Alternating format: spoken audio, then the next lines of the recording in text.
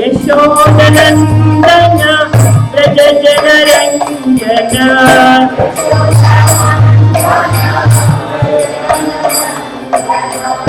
Yashodanandana Prajajanaranyana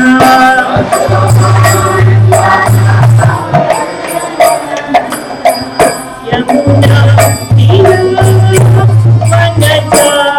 Mataji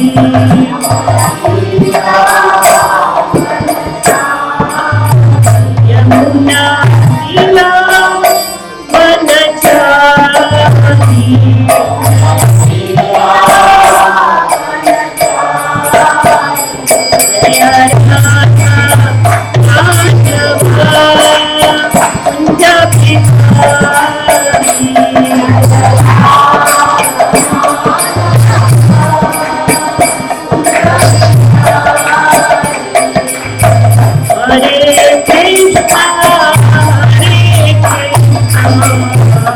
Krishna Krishna Hare Hare Hare Rama Hare Rama Rama Rama Hare Hare Hare Krishna Hare Krishna Krishna Krishna Hare Hare Hare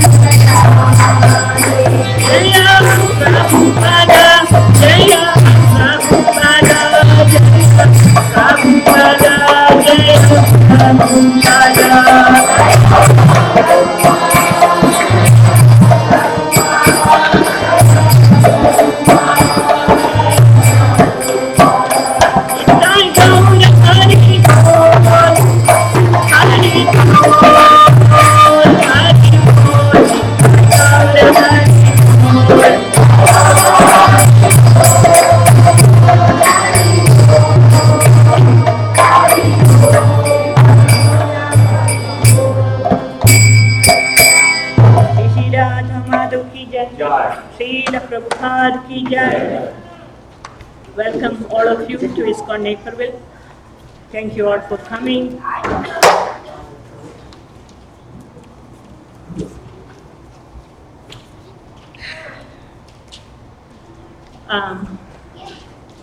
So as I mentioned, today's topic actually is based on instruction given by Narada Muni to Maharaj Yudhishthira, just one of the instructions. And the topic is instructions for civilized human beings. We all consider ourselves as civilized human beings. So I think it is very, very appropriate for us. And also at the same time, I feel so grateful to Srila Prabhupada for giving us what we have. I cannot tell you from where I am speaking from. It's from the bottom of my heart that this is such an important topic that what Srila Prabhupada has given us, it is something which is not available anywhere, and that I can say it with confidence, from my personal life and experience. I was asked by Shatarupa Mataji to speak on two great personalities who are in the Gaudiya Vaishnava tradition. Also, there is a great saintly devotee by name Ganga Mata Goswamini. How many of you have heard about her? Ganga Mata Goswamini. 2 people in this whole assembly has heard about her. Okay, and it is her appearance day coming next week, Wednesday, 12th. And also, it is a day where it is recommended that you take bath in Ganges. And also, it is the disappearance day of a great saintly personality in our Gaudiya Vaishnava tradition. His name is Baladev Vidyabhushan. How many people have heard about Baladev Vidyabhushan? 1, 2, 3, 4, 5, 6. Okay. So I'm supposed to speak about that also. So I'm just going to connect the topic with these 2 great personalities. I have only limited time. I do not know how I'm going to pack this. It's very hard. So this verse is from Srimad Bhagavatam, 7th canto, 15th chapter, 25th verse. I'll read this verse. Om Namo Bhagavate Vasudevaya. Om Namo Bhagavate Vasudevaya. Om Namo Bhagavate Vasudevaya. Om Namo Bhagavate Vasudevaya. Rajastamascha sattvena sattvam chopasamena cha etat sarvam guru bhaktya purushohya ajanasjayet. Rajastamascha sattvena sattvam chopasamena cha etat sarvam gurau bhaktya purushohya anjasa jayet. The translation: one must conquer the modes of passion and ignorance by developing the mode of goodness. And then one must become detached from the mode of goodness by promoting oneself to the platform of Shuddha Sattva. All this can be automatically done if one engages in the service of the spiritual master with faith and devotion. In this way, one can conquer the influence of the modes of nature. I'll read it again.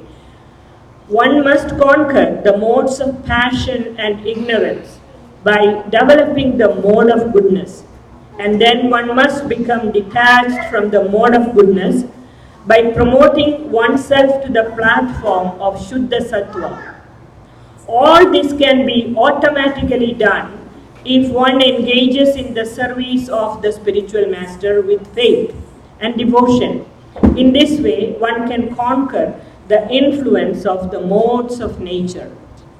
Purport by Srila Prabhupada. Just by treating the root cause of an ailment, one can conquer all bodily pains and sufferings. Similarly, if one is devoted and faithful to the spiritual master, he can conquer the influence of Sattva Guna, Rajoguna and Tamo Guna very easily. Yogis and Jnanis practice in many ways to conquer the senses. But the Bhakta immediately attains the mercy of the Supreme Personality of Godhead through the mercy of the spiritual master. Yasya prasadat bhagavat prasado. If the spiritual master is favorably inclined, one naturally receives the mercy of the Supreme Lord. And by the mercy of the Supreme Lord, one immediately becomes transcendental, conquering all the influences of Sattva Guna, Rajoguna and Tamo Guna within this material world. This is confirmed in Bhagavad Gita, Sagunam Samatitaidan Brahma Bhuyaya Kalpate. If one is a pure devotee acting under the direction of the Guru, one easily gets the mercy of the Supreme Lord. and thus becomes immediately situated on the transcendental platform. Again, once again, pay attention to the translation. One must conquer the modes of passion and ignorance by developing the mode of goodness, and then one must become detached from the mode of goodness by promoting oneself to the platform of Shuddha Sattva. All this can be automatically done if one engages in the service of the spiritual master with faith and devotion. In this way, one can conquer the influence of the modes of nature. So, Om Atnanatimirandhasya Jnananjana Shalakaya Chakshurmilitam Yena Tasmai Shri Gurave Namaha. I'll try to attempt to say a few words today. I hope you get something out of this class. So everybody knows there are three modes: goodness, passion, and ignorance.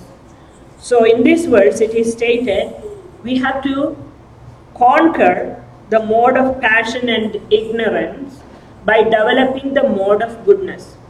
So many times we think mode of goodness is, that's all good, that is enough. We are in the mode of goodness, we do good activities, social service, humanitarian activities, give food to people, distribute clothes to those who don't have, and all that. That is mode of goodness activity. But here it is stated, Narada Muni is giving instruction to Mataji Yudhishthira that one should transcend the mode of goodness and go to Shuddha Sattva.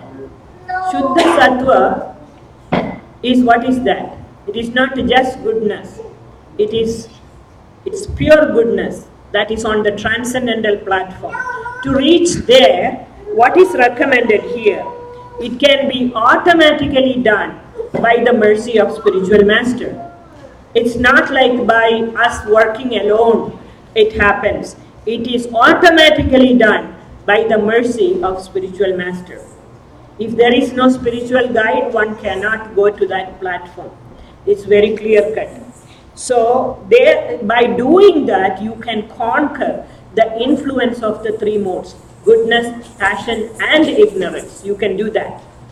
Now, this verse is beginning with the purport: just by treating the root cause of an ailment, one can conquer all bodily pains. Yesterday there was this, yesterday we had this the Ayurvedic seminar here in Naperville Center. How many of you attended Ayurvedic seminar?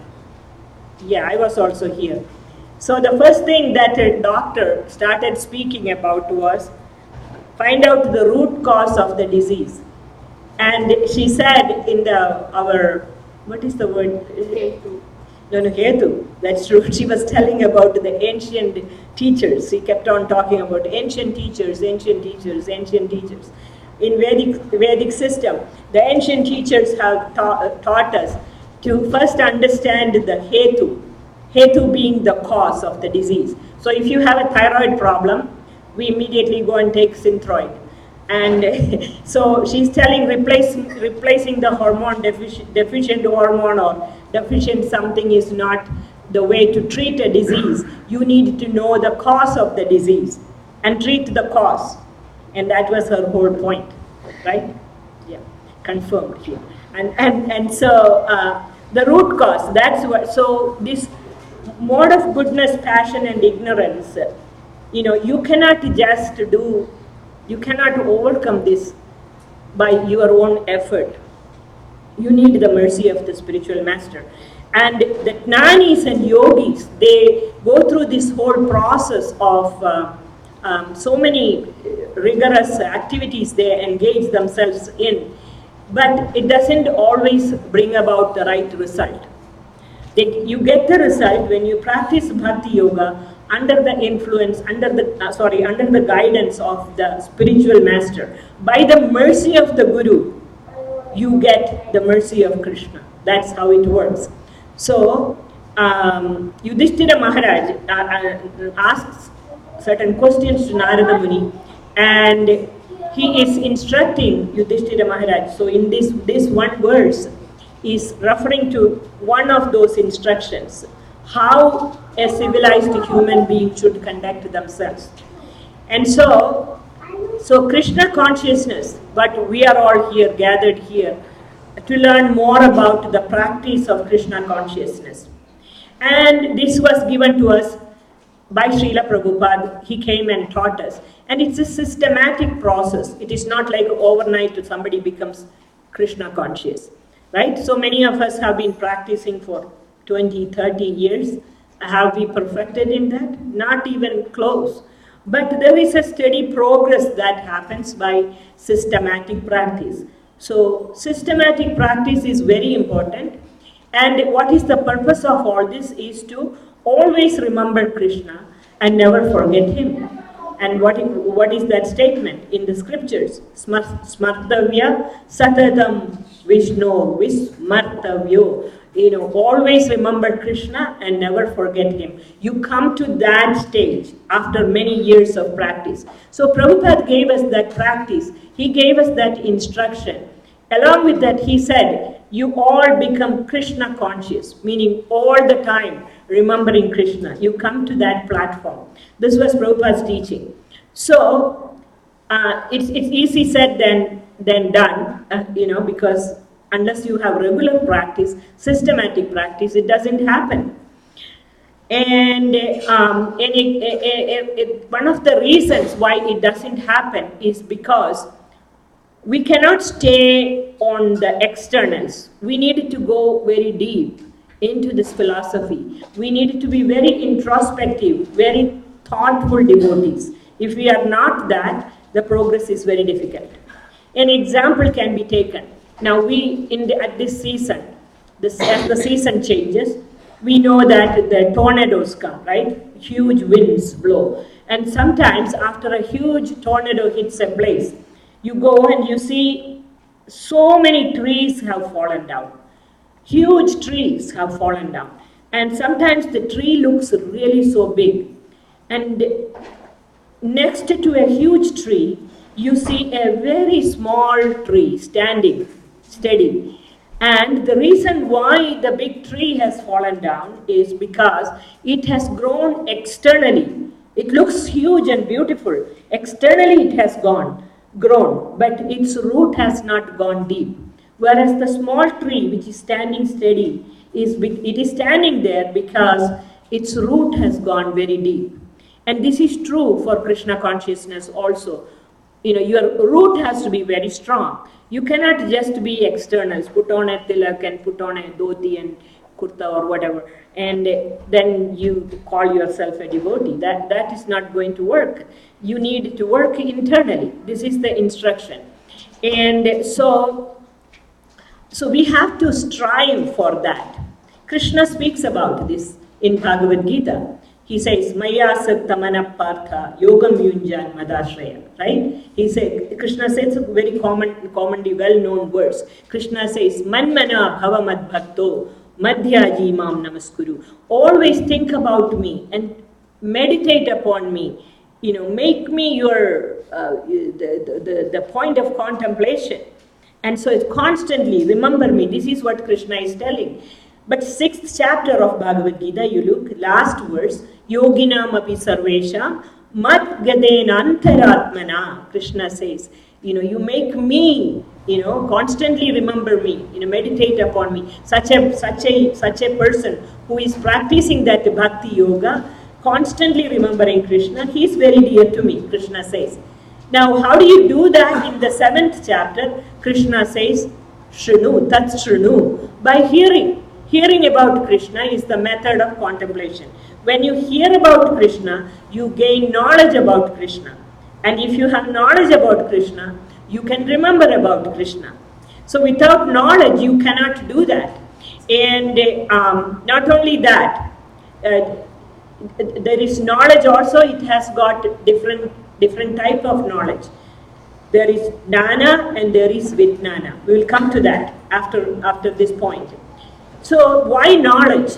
Somebody could, the knowledge is, without knowledge you will never appreciate anything. You take an example of a cricket player. For Indians that is very common. Here it is baseball. So there are some big personalities in this field of sports that everybody knows about. I don't know the names because I never paid any attention to sports. But we know that there are people who pay attention to sports. And as soon as that player comes into the field, everybody cheers because they know this person is going to deliver, because this person is so good that he's going to win. So naturally you appreciate it. Supposing that same cricket player or baseball player goes to a country where this is not at all, this game is not even known. They don't care who he is, he's just like any one of us. They don't pay any attention to that. Similarly, to understand Krishna also, unless you hear about him, you meditate upon him, you internalize that message, how can you appreciate Krishna? So this Sangha, this assembly, is meant for learning about Krishna. That's why we speak about Krishna. This is what Srila Prabhupada gave us. So this is, now, then you can think that, what is the problem? We can just pick up a book and read, right? We can read a book and learn like anything else that you do. But that's a big problem, because we have a contaminated consciousness, and when you read the book, you will interpret the book based upon your own level of understanding. For example, I'll give you this very simple thing. Somebody goes to a temple. This has really happened. I'm not giving something from somewhere. You go to a temple, your slippers get stolen, your shoes. And the person gets so angry, my shoe got stolen in the temple, that I'm never going to go back there. It has happened to a person, and that person went and built a temple for herself. And that temple got sold. This is not a joke. This is how it happens. And so if you have a spiritual connection with somebody, and you are trained properly under the guidance of a devotee who has internal realization of the Lord, you would never make that mistake. Your shoes can get stolen, your umbrella can get stolen, your bike can get stolen. One devotee's bike got stolen here the other day. The next day somebody came and gave it back. Somebody stole our trees the other day. Can you believe it? Somebody stole our trees. I cannot believe it. So that is the way the world is these days, right? Trees get stolen. And so if you have spiritual connection, you will never blame the temple for that. That the temple, I went there and they took my tree. Okay, so that wouldn't work like that. So therefore, you need spiritual connection. You need a spiritual master. This is so very important. So we cannot interpret scriptures with our tainted understanding. And I cannot overemphasize this point because I have witnessed this, that there are places where you can go and you will not get any kind of a guidance in your spiritual life. Srila Prabhupada stood out among all that, because by his books, by his teachings, he gave us a clear path. All these programs that he established in our temple, starting with early morning worship, systematically you look until 8 o'clock in the night, until Krishna takes rest. This is all very clearly established based upon the teachings of the scriptures. Prabhupada didn't give us anything ritualistic just to mechanically go through that. You can take that, you can study your scriptures, you can see Prabhupada gave all these things with strong foundation. There is something based on scriptural understanding, the practice is given to us. Therefore, you need a guru. And that takes me to Ganga Mata Goswamini and Sri Baladeva Vidyabhushan. Because Ganga Mata Goswamini's appearance day is next week, Wednesday, and Sri Baladeva Vidyabhushan's disappearance day is also the same day. So these two devotees, and not only they, there are so many Vaishnava saints who exemplified their life, because they were strictly following the instructions of their spiritual master. That's the point I wanted to make today. And this is the instruction given by Narada Muni to Yudhishthira Maharaj, meant for civilized human beings. So you can take it for granted that what is being discussed today, this is the instruction coming from higher authorities. So Ganga Mata Goswamini, in the Gaudiya Vaishnava tradition, there were many saintly people, many saintly personalities, and there were many saintly women. Don't think that there were only men. There is Vishnu Priya, Krishna, the Lakshmi Priya, then there was Janavi Mata, Lord Nityananda's wife, and Ganga Mata Goswamini was one such amazing devotee. And she was born in a place where is this? It is in 1600s. She was born in Bangladesh, and her father was a king, and his name was Lord Naresh Narayan, and she was an only daughter, and she was named as Sachi in her early childhood. And she was very brilliant. She was good in maths, and she was good in so many different. She was excelled in grammar, and she was also beautiful also. And so her father wanted to get her married, but she was not interested in getting married because she loved Krishna so much. Gopal was her, she gave her heart and soul to Krishna. And her parents knew about this, and they tried to get her married, but she was not interested in it. And finally, the marriage did not take place. And the tragedy struck in the family. Both parents died at a very early stage. And Ganga Mata, at that time, her name was Sachi.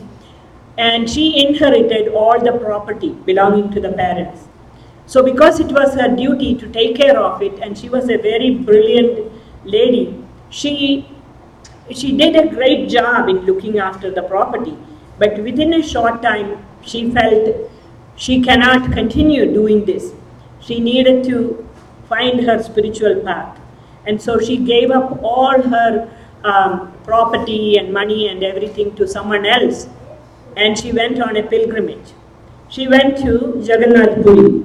And at Jagannath Puri, she was very seriously contemplating as she was worshipping Lord Jagannath. She was desiring to find a spiritual guide. And Krishna inspired her to go to Vrindavan. And so she traveled to Vrindavan. And when because her whole contemplation was, how do I find my spiritual master? That was her whole contemplation. So when she reached Vrindavan, she found a great saintly personality by the name Srila Haridas Pandit. Now Haridas Pandit, he was in the disciplic succession of Gadadhara Pandit. And Gadadhara Pandit is one of the Panchatatvas, right? Lord Chaitanya's associate. And Haridas Pandit was in the disciplic succession of Gadadhara Pandit. And he was an exalted devotee. And as soon as she met him and observed his scholarship as well as his saintly qualities, she wanted to take initiation from him. So she approached him, asking for Diksha. And looking at her externally, he thought, here is a lady who is like so opulent with ornaments and dress and everything. And he looked at her and said, you are like a queen, This life here in Vrindavan is meant for renunciates. How do you expect to live here? And so this may not work out for you. So this was actually a test given to her by her spiritual master. So she left him and she went to another part of Vrindavan, and she gave up all her ornaments and dress and all the fancy saris and everything. And she started simply doing her bhajana, meditation and japa, parikram, all those things every day. And she was a very scholarly lady also. So the residents of Vrindavan recognized her to be really an intelligent Vaishnavi. And so they were very respectful to her. So after some time, her guru, Haridas Pandit, he noticed this, and again she went to him. And so he said, I see that you have given up all your external dress and everything, but can you give up your pride and go beg Madhukari from door to door? And she immediately, she offered obeisances. She went doing this Madhukari from door to door. And then she continued her practice, and seeing her sincerity, her guru called her and gave her Diksha and gave her the name this Ganga Mata. And he connected her with Lakshmi Priya, who was another wonderful Vaishnavi who was living in Vrindavan, and gave them instructions, you both go and live in Radha Kund and practice your bhajana. So in Radha Kund, both the ladies were living, and they were chanting, and every day they will take bath early in the morning, they go Govardhan Parikram, they do their japa, they worship the deities, and this was going on. And she was so happy living in Vrindavan, and absolutely no problem whatsoever. She was having a good time. She loved Vrindavan. One day, her spiritual master called her and said, you should go to Jagannath Puri and you should preach there. So even though she loved living in Vrindavan, hearing the instruction of her spiritual master, she immediately left. She went to Vrindavan. By the time she reached there, Lord Chaitanya and his close associates had already left the planet. They were no longer living. So she went to Sarvabhauma Bhattacharya's home, and she noticed that the house was falling apart. That's where Lord Chaitanya had so much pastimes, and the Damodar Shila, worshipped by Sarvabhauma Bhattacharya, was no longer being worshipped. So what she did was, she decided to take good care of that place. She cleaned up the whole place. She started worshipping the Damodar Shila, and she started serving the devotees, and she started giving Srimad Bhagavatam class, like some of our devotees giving Bhagavatam class here. And slowly people started coming, and her Bhagavatam class was so good. It was so good that the number of people attending the class increased. And her fame, it spread all over the place. The message went to the king of Jagannath Puri, and the king wanted to hear her class. And so one day he came to hear the class. And when he came there, and he was listening to the class, and he realized such a great saintly personality she is, and he was so impressed by her class that he wanted to gift her something. And how do you gift a saintly lady who is renounced? She has no need for anything. So there is nothing that you can give her. So he was thinking, what do I do, and what do I give her? And so he went back, and that night when he was sleeping, Lord Jagannath appeared in his dream and told him, you gift her with this property right across from Sarvabhauma Bhattacharya's home. It was called Shweta Ganga. Give her that place. So he went to meet this Mata and offered her this place. And she had no need for another place. And so she said, I don't need it. But he said, Lord Jagannath appeared in my dream, and he instructed me to give this to you. And so she had no choice, because it is Lord Jagannath's instruction. So she accepted. So this is a property right across from Sarvabhauma Bhattacharya's home. And every day she will go there, clean the place, and she will give Bhagavatam class. What else can she do with the place, right? She was giving Bhagavatam class.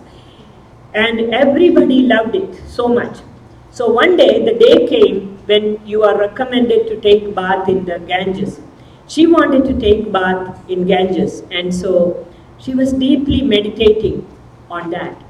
And she had this message that the revelation in her heart, you should take bath in Shweta Ganga. And Shweta Ganga came and carried her in its current from her house to Lord Jagannath's lotus feet.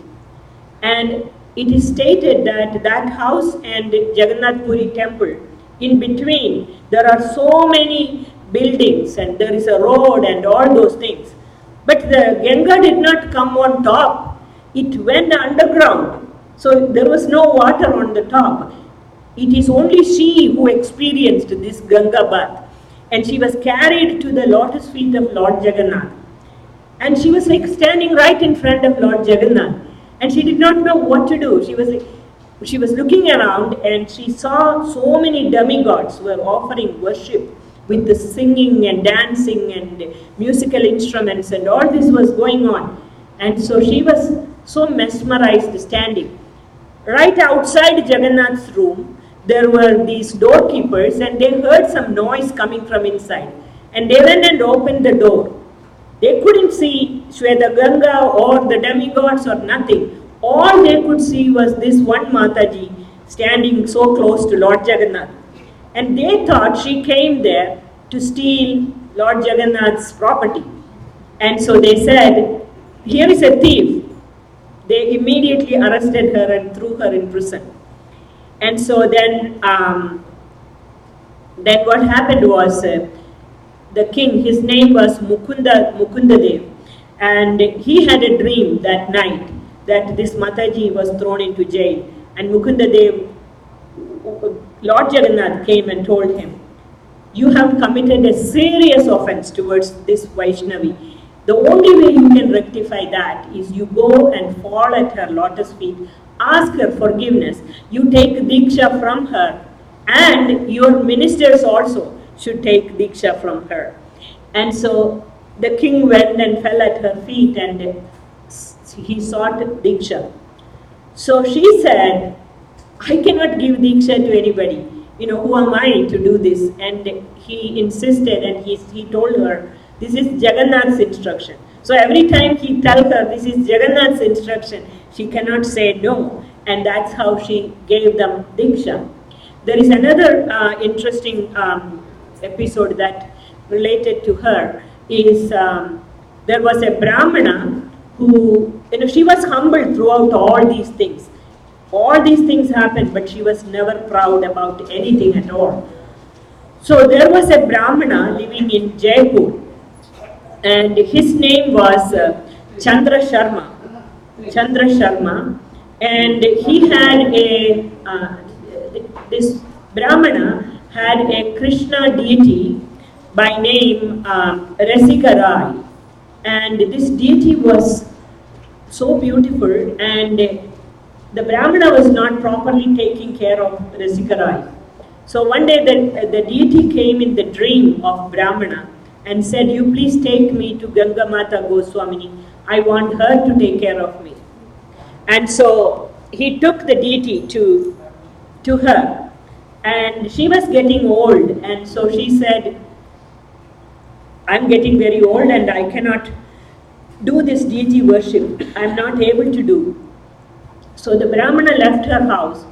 On his way out, he saw a tulasi plant and he left the deity at the root of the tulasi plant and went away. So she had a dream in the night. Krishna came in her dream and told her, you please look after me, you take care of me. And so she argued with Krishna. She said, how do you expect me to take care of you? I'm very old and I don't have the means to do that.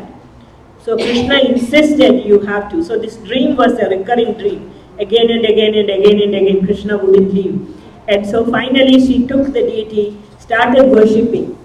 Once she started worshipping, every day she will worship the deity for 12 hours. 12 hours of worship. And I'm sure Krishna was pleased. And then she became extremely old. She became so old that she could not do anymore. And so she begged Krishna, please, I don't have strength to do. And at that point, Krishna again came in her dream and said, you can give me to one of your disciples. And she gave the deity to her disciple Vanamali Das, and who worshipped the deity. This Mataji lived for 120 years. And it is known that she entered into Krishna's Nitya Leela. This is all the mercy of her spiritual master. So that is Ganga Mata Goswamini. Now we will talk something about Baladev Vidyabhushan. It will take one whole day to speak about Baladev Vidyabhushan. I have 10 minutes and I don't know what I am going to do, but I have to say about Baladev Vidyabhushan. Most of Lord Chaitanya's disciples were Bengalis. Okay?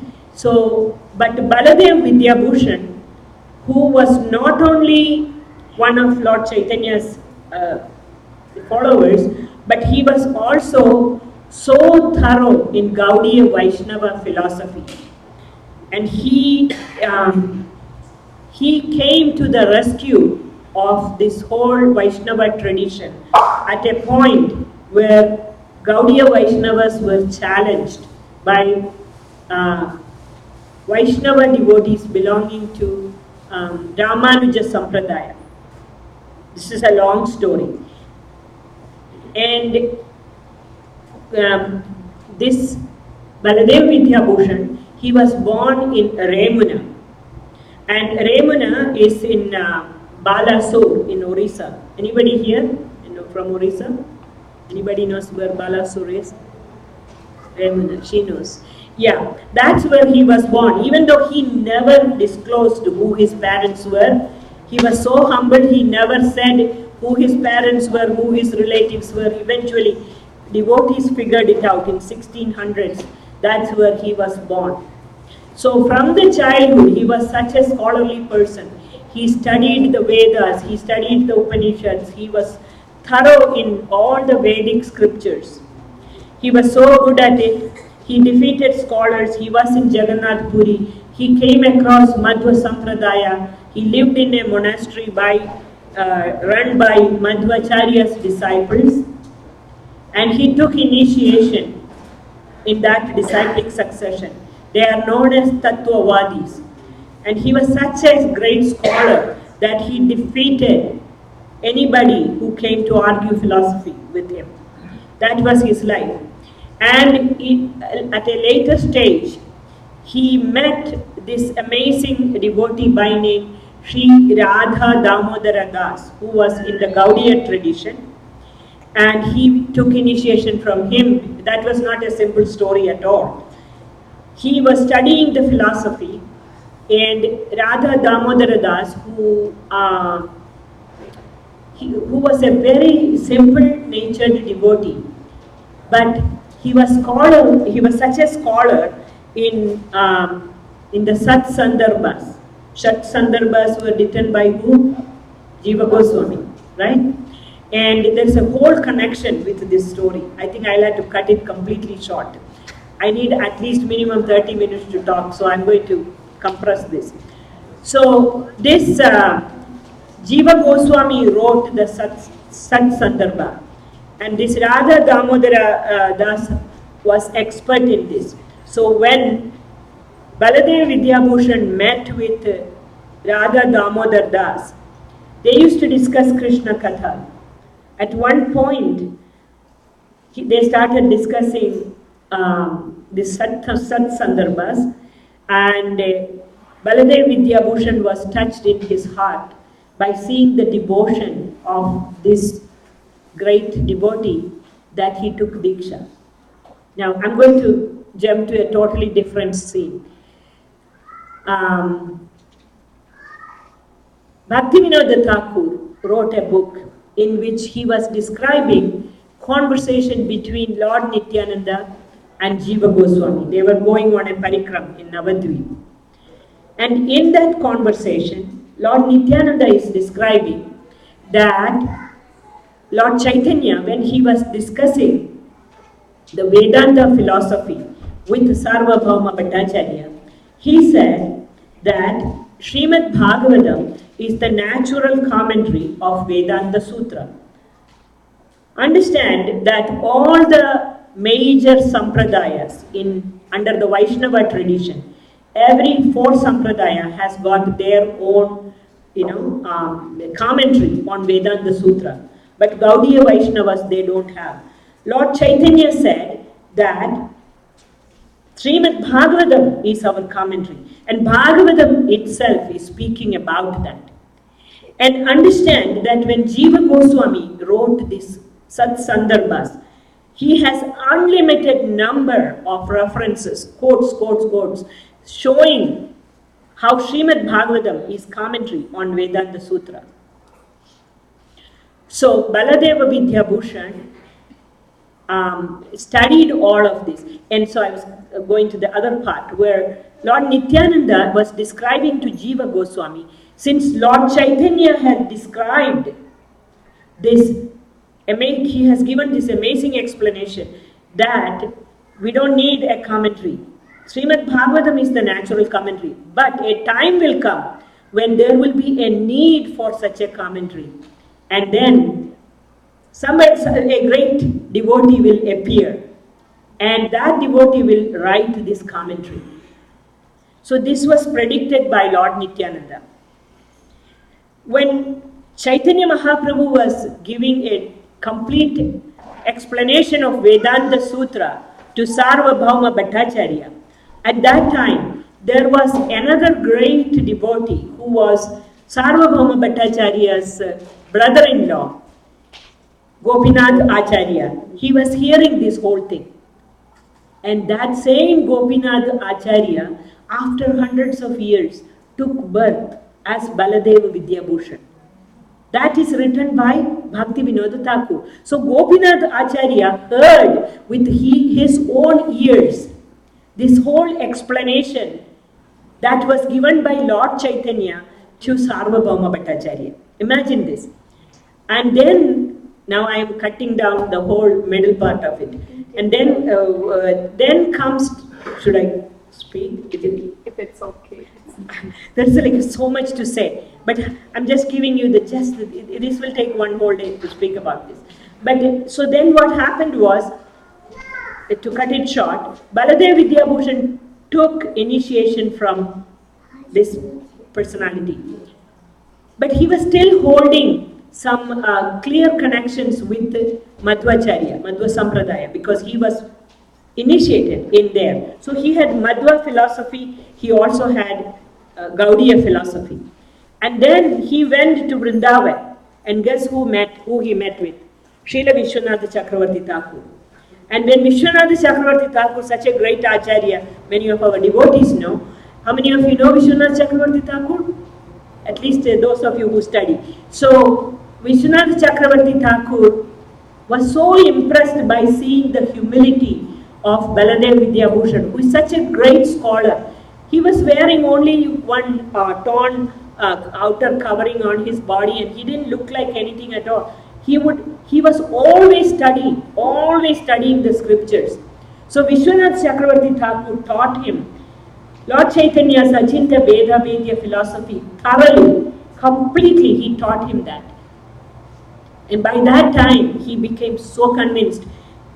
Imagine, from his previous lifetime, he was carrying one of the many lifetimes when he was Gopinath Acharya. What Lord Chaitanya taught him is in his mind, right? And guess what happened? Even though he took initiation in Madhva Sampradaya, he comes across this Gaudiya Vaishnava. He not only takes initiation, he is getting instruction from the books of Jiva Goswami, who is substantiating everything that Chaitanya Mahaprabhu taught. What a mercy, right? You can imagine how that's all coming together. And then he becomes so grounded in Gaudiya philosophy. And then comes a big controversy in Jaipur. Somebody came from Jaipur here today. New people. Someone. Yes. In Jaipur, when Muslims were attacking Vrindavan, all the main deities of Vrindavan moved over there. By the way, when Baladev Vidyabhushan went to Vrindavan, he was worshipping Radha Shyamasundar, who is one of the 7 main deities in Vrindavan. That was his special deity. And then what happened is that all these main deities moved to Jaipur. And the king's palace, Radha Govinda, Radha Madan Mohan, they were all getting worshipped. But there was the Ramanuja followers who were worshipping Lakshmi Narayan also. So they brought up the big question to the king. Why are you worshipping Radha Govinda? Lakshmi Narayan is better than Radha Govinda. So Lakshmi Narayan should be worshipped, not Radha Govinda. There is no worship of Radha anywhere in the scriptures. And your Gaudiya Vaishnava people don't have a commentary on Vedanta Sutra. So you give us your Radha Govinda and Madan Mohan and all, we will worship. And what they wanted to do was they wanted to reverse the order of worship. They wanted Lakshmi Narayan first and Radha Govinda last or something like that. And the king was already a Gaudiya Vaishnava. He was like, he did not know what to do. So he sent word to Vrindavan. The word went to Vishwanath Chakravarti Thakur, and he was very much concerned. And all the Vaishnavas said to Vishwanath Chakravarti Thakur, you go there and confront all these people who are contradicting this. Vishwanath Chakravarti was so old, he couldn't travel. So he called with Baladev Vidyabhushan and he said, you go to Jaipur and you present this argument to, because now you are very well versed in all the scriptures. So Baladev Vidyabhushan goes there wearing an old dhoti and a chadar. He looked like a random person who didn't look like very scholarly. He goes and meets with the king, and the king says, king was like, is this the scholar who is going to argue with the other Vaishnavas here? How is this going to work? But once he started talking with him, the king understood this is not an ordinary person. He sent him to meet with the Ramanuja followers. So when he went there, he didn't look very impressive, and they started questioning him, and he immediately refuted every argument they presented. He gave every argument based on Lord Chaitanya's teachings, and he even told them, Lord Chaitanya, this is how Chaitanya Mahaprabhu, in Gaudiya tradition, he has given us clear-cut instruction. This is how Bhagavatam is the natural commentary. And this is how Jiva Goswami is substantiating this. And so these scholars were feeling like, now we are going to get defeated. So somehow they discussed among themselves. They came up with a strategy to defeat Baladev Vidyabhushan. And they said to him that that and all is well and good. But what is the commentary you are following? And so he said, I was trained in Madhva Sampradaya, so I have that commentary. And then they put the tricky question. In Madhva Sampradaya, there is no worship of Radharani. So are you going to worship your Govinda alone? You going to get rid of the worship of Radharani? So immediately he was like, his heart was so broken. He felt like, how could these people ask such a question? So he said, you want a commentary to prove Radharani worship? I will give you the commentary. And so he just told them, I will present this to you. And there was one other argument. So he said, I'm going to present this to you. He immediately went to Govindaji temple. He fell prostrate in front of the deity and cried out to Govindaji, my dear Govindaji, these people are so atrocious. We need a solution to this problem. He was crying. And what happened was, in the night, in the dream, Govindaji appeared. And he said to Baladev Vidyabhushan that, please begin writing a commentary. It will be composed of my very own opinion. Krishna told him. The commentary will be Krishna's own opinion, not anybody's opinion. And no one will be able to reject it. This is what Krishna said. So he immediately jumped out of his, he didn't sleep anymore. He took his pen and paper, went in front of Govindaji and started writing. Govindaji dictated to him the whole commentary. Not only did Govindaji dictate that, Govindaji dictated a commentary to Bhagavad Gita, Upanishads, and Vishnu Sahasranam. All of this was dictated. And Baladev Vidyabhushan called that commentary as Govinda Bhashya. And this is what he writes in the end of Govinda Bhashya. Vidyarupam bhushanam me pradaya khyadam ninyetena yomam udara Shri Govinda swapna nirdishta bhashyo radha bandhu bandhurangasa jiyat. And so what that means is, he who has shown me his most magnanimous mercy, who ordered me in a dream to write this commentary, causing this writing to become famous in the assemblies of the most learned sages, and causing such learned devotees to award me with a title of Vidya Bhushana. All glories to Sri Govinda, the dearmost friend of the soul of Sri Radhika. So he took this Govinda Bhashya, presented it to these Vaishnavas. They were so touched. They did not know what to say. No more argument about worship of Srimati Radharani. And they all fell at his feet.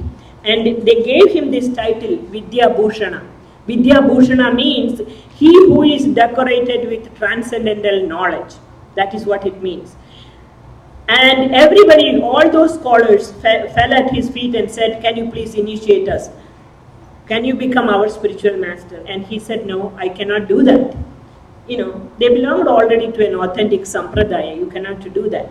But still, it is interesting to note that he was introduced in Madhva and he came to Gaudiya. But remember that his connection was originally with Lord Chaitanya as Gopinath Acharya. It is said in the Kavi Karnapura's book that he, in Krishna's pastimes in Vrindavan, he is known as the Ratnavali Gopi.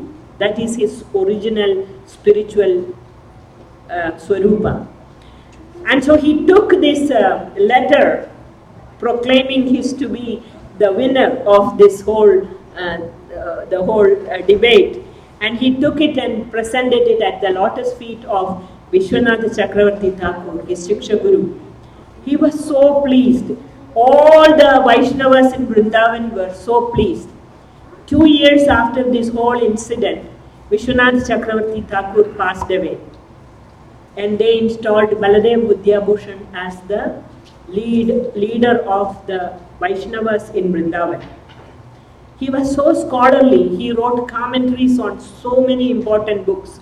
Even to this day, we study Baladev Vidyabhushan's commentary. Prabhupada studied that when he wrote our Baladev Vidyabhushan and what is the other one? Vishwanath Chakravarti Thakur. Yeah, these are the commentaries Prabhupada digested and gave us our Bhagavad Gita. And when you study Bhagavad Gita very carefully and you compare it with the commentaries, you see that Prabhupada gave us, he digested the whole thing and gave us in a very assimilable form. There is no need for us to go back and refer anything. Everything Prabhupada gave us. And that is the glory of Srila Prabhupada. And this is the instruction today for all the civilized human beings who are assembled here. And so please take this very seriously and make your lifetime a great success by practicing, not only practicing Krishna conscious philosophy, but seriously contemplating that I must seek a spiritual master, take Diksha and serve him. And by that process, I will be able to overcome the influence of the three modes of material nature, not by my effort, and I will be able to come to the platform of Shuddha Sattva. That's where we should be. To be able to approach Krishna, you need to come there. So thank you all for your patience. If anybody has one question or something, I can take. Otherwise, just I tried to finish it on time. Okay, if nothing, thank you very, very much. Hare Krishna. Oh, thank you. I love this assistant. He's so good. He's so good, so good. Oh, I have to make a quick announcement. Haribol, Haribol. A quick announcement. Just wanted to tell you, last week Sunday, we had cancelled the Sunday feast because we were all at the fundraising program. By the mercy of Sri Sri Radha Madhava, who presided over the event, and by the extraordinary hard work, I cannot even begin to tell you the amount of service that so many devotees have put into making this happen. And among all of that, the maximum amount of thinking and planning and getting it to the point where we wanted to be, that service was done by none other than our Shyam Prabhu. Please give him a few.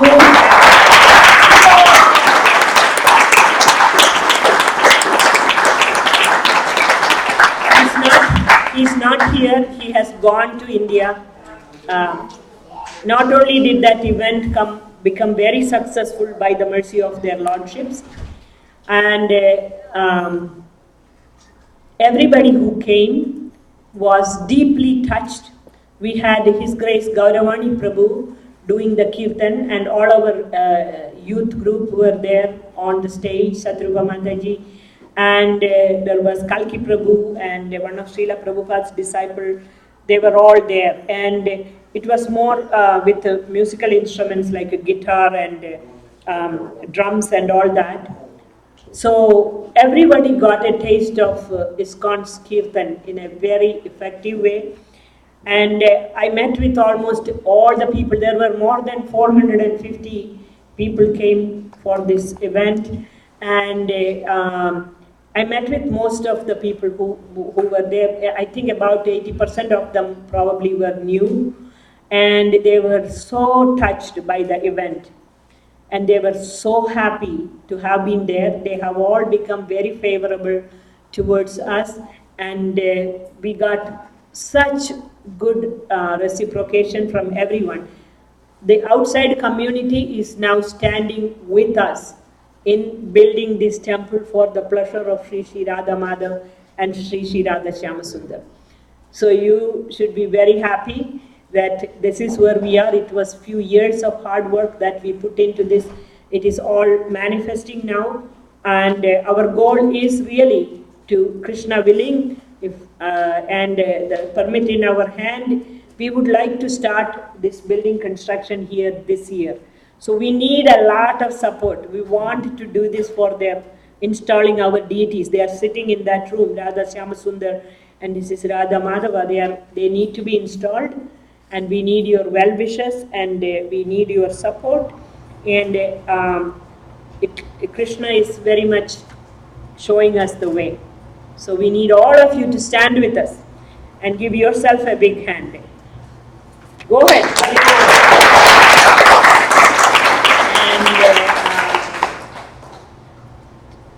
So Shyam is not here. He went to India, and so many other things are happening today, so I'll cut it short.